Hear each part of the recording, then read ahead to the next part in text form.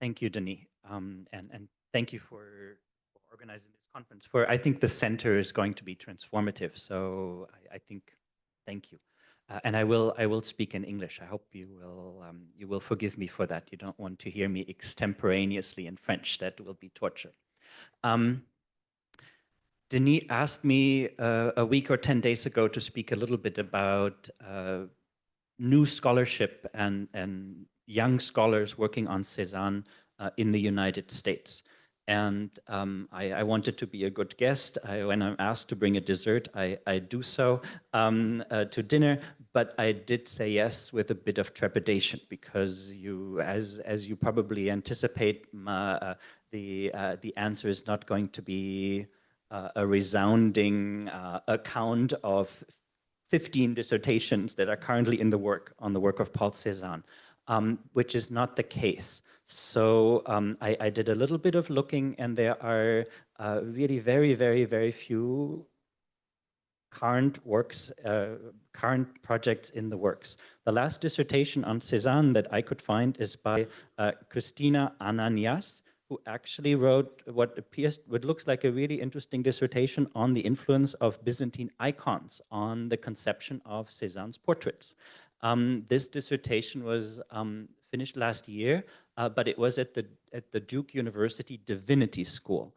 So it did not come out of an art history program. And I will say that I've been at the University of Pennsylvania for almost 20 years now. There has never been a single application, and certainly not a student who has worked with me who has wanted to work on Cezanne. It is different for other Impressionist artists. I think Berthe Morisot is having a big renaissance, Marie Cassatt. It's easier for me to sell Monet to our graduate students, and Manet in particular as well, right, with Catherine's wonderful dissertation. But Cezanne is difficult, and Cezanne is difficult because I think the students think he's difficult, right? As soon as Heidegger is involved, and the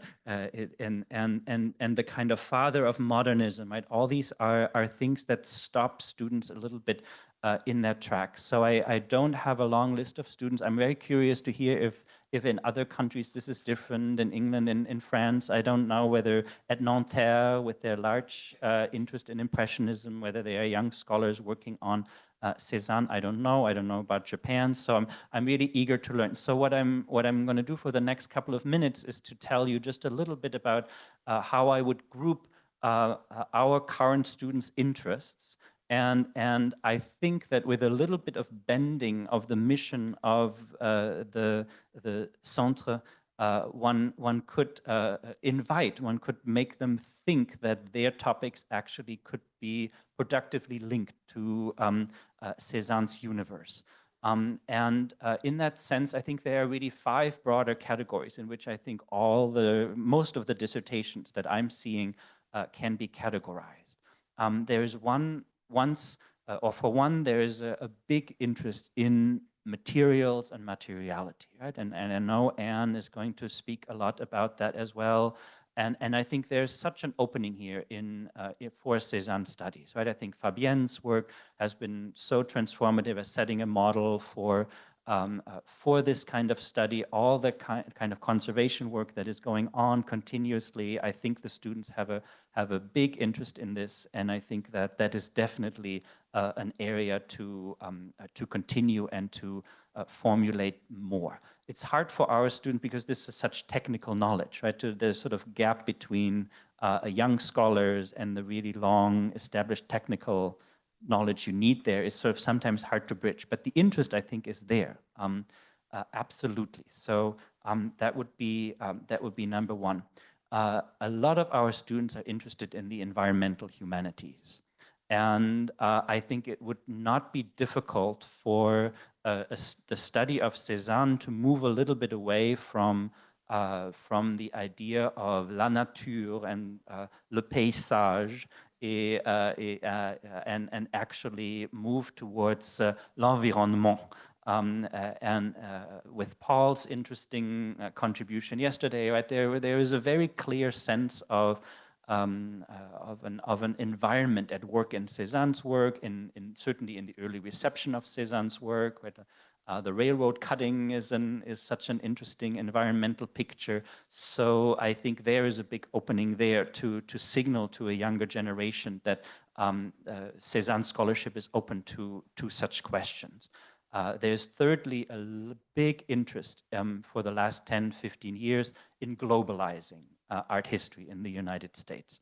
I think there's also much opportunity for Cezanne scholarship to do that, right? And for that, I think one only needs to open a little further what one perceives to be the reception of and the global reception of Cezanne's work. For a few years ago, a student wrote an MA thesis with me on the Turkish painter Tolu, who made amazing mid-20th century paintings of the Turkish War of Liberation that are completely inspired by Mont Saint-Victoire and so on. Right? So, and there I think could be many other histories told of Cezanne in Latin America, much more all throughout Asia, in China and South Asia, Southeast Asia, that I think would very easily signal to a younger generation that this global turn is something that Cezanne scholarship would be open to. On the opposite end of sort of rethinking what reception would be, one could also, I think, turn just a little bit more locally, actually. And I was really impressed yesterday evening. I went to, hopefully several of you saw this as well, to the Couvent des Prêcheurs, with that video, very audienced and X-based installation by Mohamed El Khatib and Benoît Bonmaison-Fit, where they interviewed residents of an assisted living facility, and in the way Sharon Hayes, sort of a contemporary artist, also is invested in just bringing completely untrained voices into the debate of Cezanne interpretation. This too was really an attempt to bring exoir voices into Cezanne interpretation. And for me, it was quite moving, and thinking about Cezanne in his 60s, dragging up that, Mary and I, we walked up to the Jardin des Peintres yesterday, and I was a bit out of breath, So once I got there, and and both were glad that we had a bottle of water with us. And so if I imagine Cezanne in his late 50s, and he's doing this way, so the kind of age question, right, is there, and that I think would also signal just an opening to a different kind of reception, right, either global or much more local.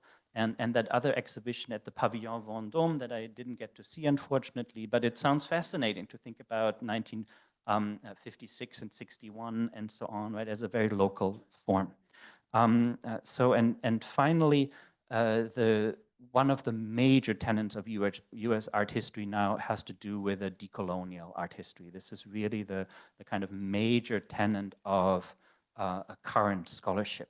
And again, I think there are aspects of Cezanne's work that lend itself to this form of interpretation. Right? I think I only have to mention Alan Gallagher and the interesting work that came out in Gloria's amazing show. Right? Who was she really the first to connect Scipio with images of slavery and the whole question of the les peaux dans Cezanne and the black subjects in Cezanne, right, in the afternoon in Naples, in his modern Olympias, the Scipio, and we are close to Marseille, and we are close to Africa after all, right, and I presume in the 19th century, Aix was a much more diverse kind of city and community like Marseille probably was as well. And I think there are massive amounts of interesting things to do there that, again, the center, I think, could signal to young scholars that it is open to such questions. And I think with a little bit of funding, to get them here for like a 6-week stay or so, I think they would come. But unless these invitations are partly made, right? This openness is signaled. It will be a little harder to convince them. I'll leave it at that.